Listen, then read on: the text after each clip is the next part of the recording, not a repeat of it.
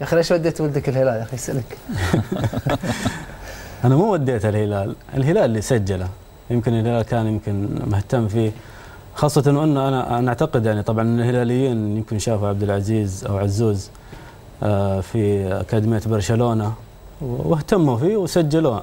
احنا عندنا ديمقراطية، احنا لان البيت اصلا عندنا يمكن اكثر النصراويين، اوكي زين، حتى يمكن عبد العزيز نفسه هو نصراوي، بس يمكن لقى اهتمام اكثر او لقى حب من الهلاليين وسجلوه.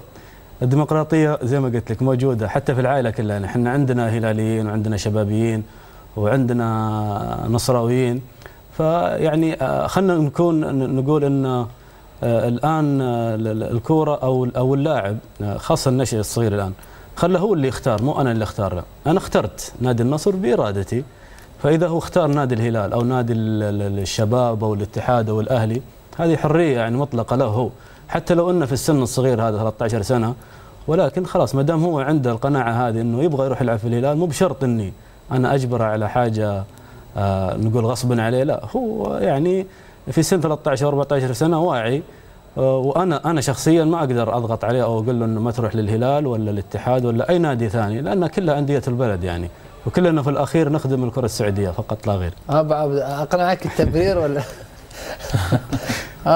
ايش النظرة؟ قول. ابو عبد اقتنعت بالتبرير ولا؟ لا تعليق. لا تعليق. بس انا لو سالتني انا واحد من عيالي لو يقول لي مثلا ما اشجع الاهلي، ما اشجع الاهلي.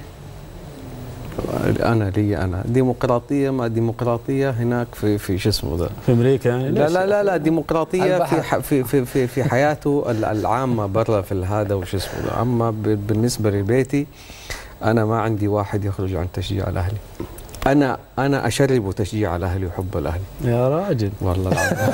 يا راجل، لا انا لانه في واحد مره من المرات قال يا بابا والله، بس في واحد من عائلتكم قريب جدا اتحادي. خلي عائله من اولاده برضه في اتحاد. لا ما في من عيالي، ما في واحد جاي يبغى يطلع كذا. قلت له تعرف المقص؟ قال لي قلت له تعرف لسانك؟ قال لي قلت له المقص على لسانك ايش يصير؟ قال لي ينقص. قلت له بعدين ايش يصير؟ قال ما اقدر اتكلم. قلت له خلاص قاعد اسمع. لا محمد، لانه شوف ما في لا انا بالنسبه انا بيتي اهلاوي، لازم يكون اهلاوي، وانا يعني انا اشربهم حب الاهلي رغم شكك بعض الاهلاويه في حبي للاهلي. انت تحب الاهلي يعني؟ انا اموت واعشق الاهلي اكيد طبعا. طبعا. طيب ايش المخانق هذا بينك وبينهم؟ ما هي مخانقه هذه، يعني يعني آراء شخصيه ديمقراطيه يعني. ديمقراطيه موجوده، لكن انا عارف ان ولدك عبد العزيز اللي يلعب في الهلال الى الان هو نصراوي ويشجع النصر في مباراه الفريق الاول، لكن يشجع الهلال امام النصر لما يكون هو لاعب في الفريق، صحيح؟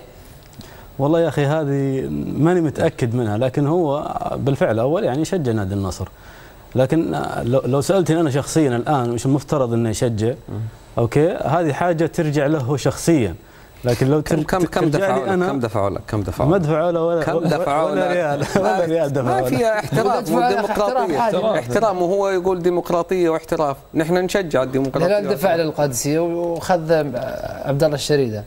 ما اختلفنا. طب نبغى نعرف كم دفعوا له. بعدين تو يعني الولد لسه يعني حتى ما بان يعني. سجلته بلاش؟